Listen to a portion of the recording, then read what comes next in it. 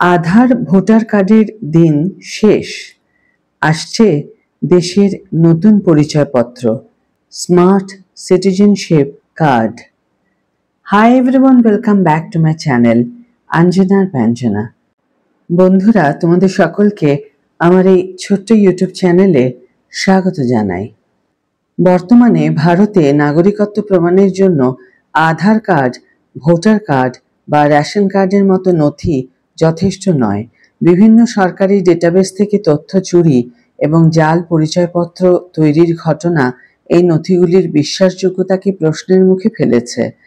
এই সমস্যার মোকাবেলা করতে এবং ভারতীয় নাগরিকদের জন্য একটি সুরক্ষিত পরিচয় ব্যবস্থা গড়ে তুলতে কেন্দ্রীয় সরকার এক নতুন উদ্যোগ নিয়েছে, স্মার্ট সিটিজেনশিপ কার্ড। কেন এই নতুন কার্ডের প্রয়োজন হয়ে পড়ল? আধার কার্ড যখন প্রথম চালু হয়েছিল তখন এটিকে একটি সুরক্ষিত ব্যবস্থা হিসাবে প্রচার করা হয়েছিল, কিন্তু সময়ের সাথে সাথে আধার তথ্য ফাঁস, জাল আধার কেন্দ্র তৈরি এবং অনুপ্রবেশকারীদের হাতে আধার কার্ড পৌঁছে যাওয়ার মতো একাধিক ঘটনা সামনে এসেছে, যার ফলে সুপ্রিম কোর্টের নির্দেশ থাকা সত্ত্বেও আসন্ন জনগণনা এবং সমীক্ষায় আধার কার্ডকে নাগরিকত্বের চূড়ান্ত প্রমাণ হিসাবে গ্রহণ করা হবে না। Voter card, ration card, PAN কার্ডও নাগরিকত্ব প্রমাণের জন্য যথেষ্ট নয়।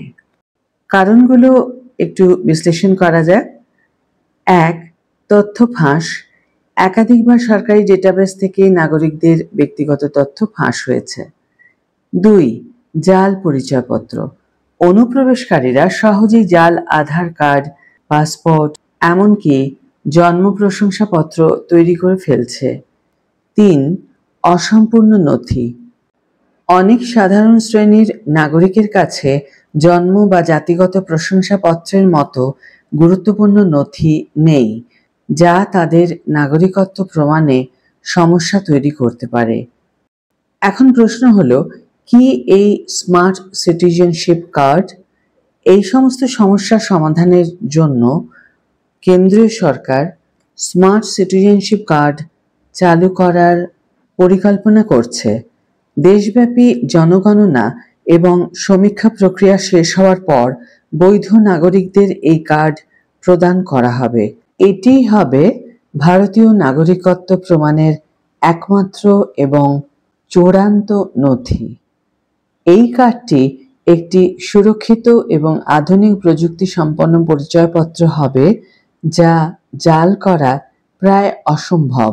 এর মাধ্যমে নাগরিকরা সহজেই তাদের পরিচয় প্রমাণ করতে পারবেন এবং সরকারি প্রকল্পের সুবিধা নিতে পারবেন। এখন প্রশ্ন হলো, পুরনো কার্ডগুলোর তাহলে কি হবে? অনেকের মনেই প্রশ্ন জেগেছে যে নতুন স্মার্ট কার্ড চালু হলে আধার, ভোটার, প্যান কার্ডের মতো পুরনো নথিগুলির কি হবে? সরকার স্পষ্টভাবে জানিয়েছে যে এই পুরনো কার্ডগুলো বাতিল করা হবে না। প্রতিটি কার্ড তার নির্দিষ্ট ক্ষেত্রে ব্যবহৃত হতে থাকবে।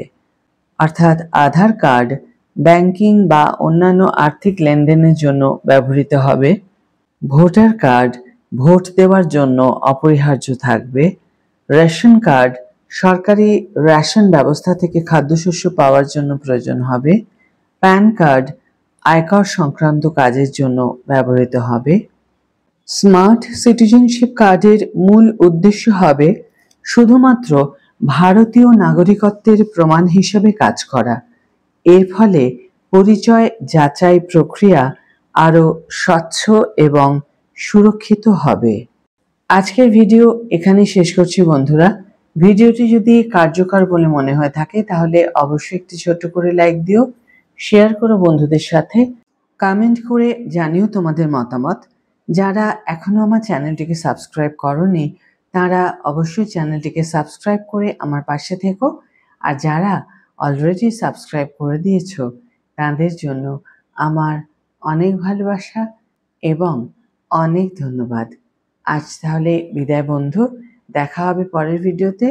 ভালো থেকো, সুস্থ থেকো, সঙ্গে থেকো।